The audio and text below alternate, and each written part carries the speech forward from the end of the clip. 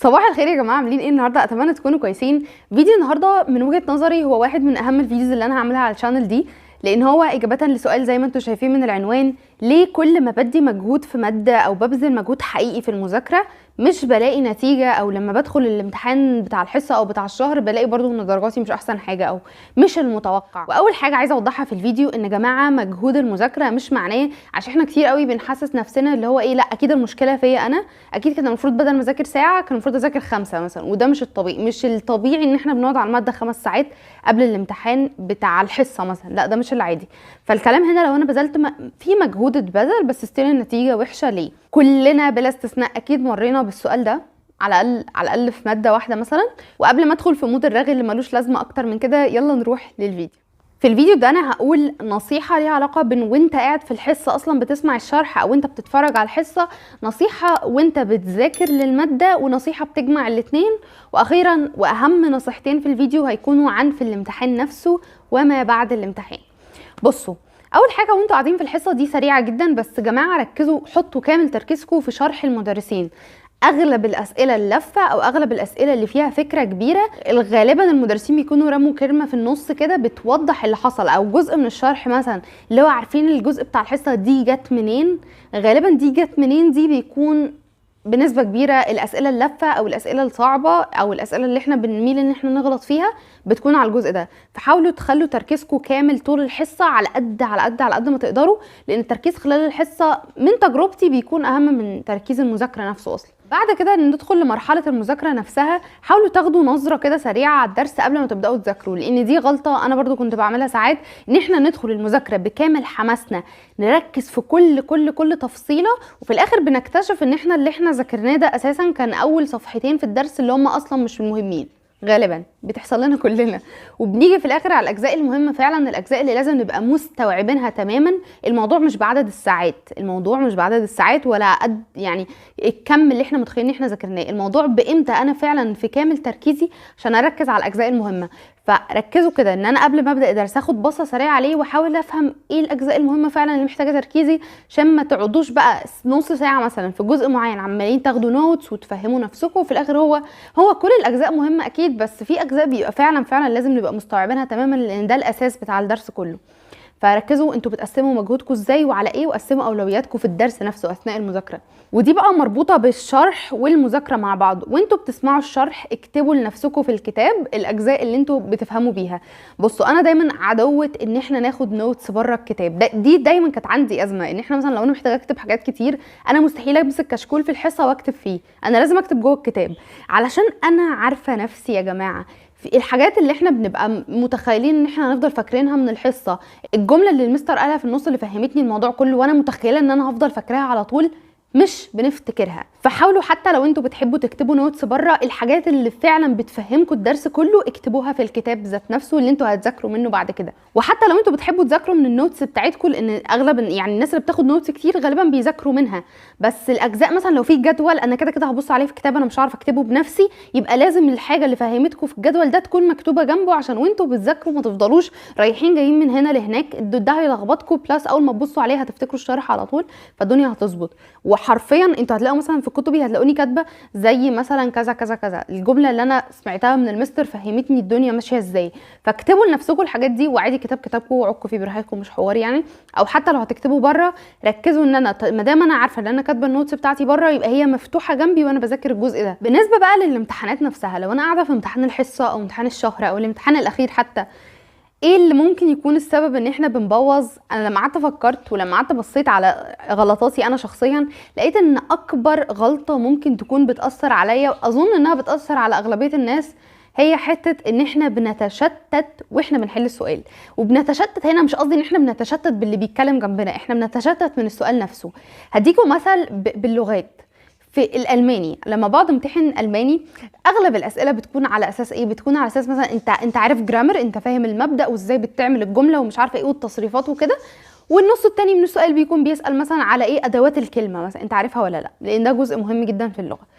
فاغلب الاسئله بتكون كده. الاسئله اللي احنا بنغلط فيها غالبا بتكون بتسال ده شخصيا بقى، كل ما افتح السؤال اشوف ايه اللي انا غلطت فيه، بلاقي ان انا ركزت قوي مع الجرامر والاداه وان انا بنفذ اللي انا عارفاه، ونسيت يعني ما خدتش بالي ان السؤال اصلا اللفه بتاعته او اللي هيخليني اعرف اجاوبه صح هو ان هو بيختبر هل انا عارفه مثلا ان الكلمه دي شكلها في الجمع زي المفرد فبالتالي تصريفها هيختلف.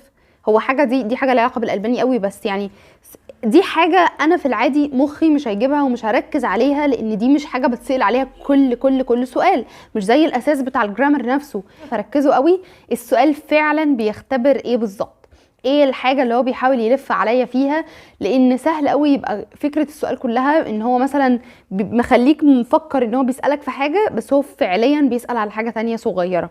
فحاولوا اول ما تخشوا السؤال تركزوا قوي انا بتسأل على ايه فعلا، هل السؤال ده زي اللي قبله، هل لو انا جبت التصريف على طول خلاص السؤال خلص، ولا في حاجة تانية ممكن توقعني في نفس السؤال. والموضوع ده بالذات بقى بيجي بالتدريب شوية. يعني مثلا لو هنرجع نفس المثال بتاع امتحان الالماني، مع الوقت هتبدأ تلقط ان مثلا الكلمات اللي هي مثلا في الجمع زي المفرد، لان دي اكتر حاجة انا بعك فيها ربنا يحفظني، الكلمات دي مع الوقت هتتعودوا ان انتوا اول ما بتشوفوها بتعرفوا ان السؤال ده هيبقى فيه حاجة مختلفة شوية، هيبقى فيه حاجات معينة كده في كل مادة انتوا عارفين ان انتوا اول ما بتشوفوها دي سهل يلف فيها شويه، فانتوا هتبقوا عارفين ان انا داخله السؤال ده مركزه على ان انا هو بالظبط بيسالني في ايه. واخيرا واهم اهم اهم حاجه جماعه، ايا كان الحاجه اللي مخلياكوا بتجيبوا درجات مش حلوه قوي وانتوا بتمتحنوا، هي غالبا موجوده في امتحاناتكم القديمه.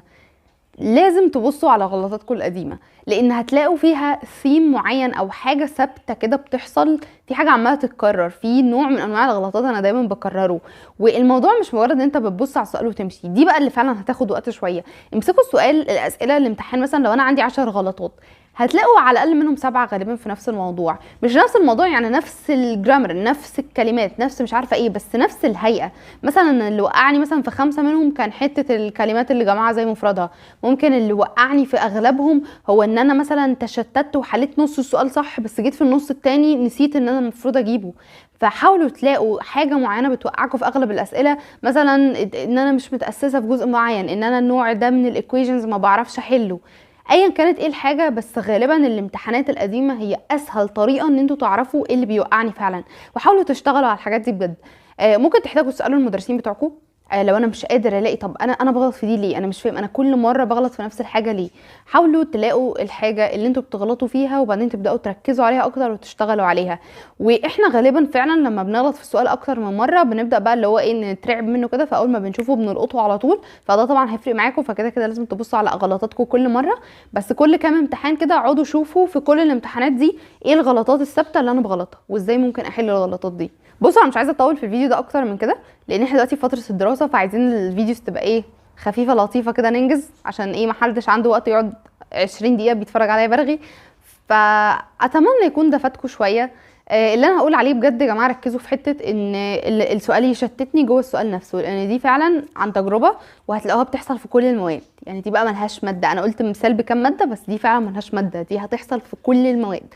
بتلاقي السؤال واخدنا كده وهو اصلا بيسال على كده، فاهمين؟ فركزوا قوي على حته ان السؤال بيسال في ايه، او السؤال ازاي بيحاول يشتتني، ايه الحاجه الصغيره اللي هيلف عليها.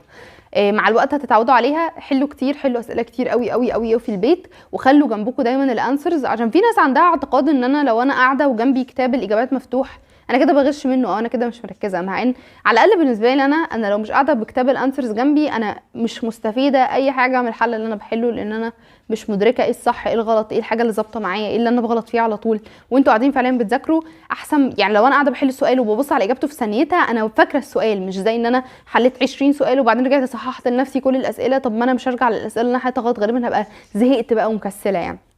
فحاولوا تركزوا على الحته دي قوي، حاولوا تفهموا غلطاتكم. وبس كده انا كده خلصت.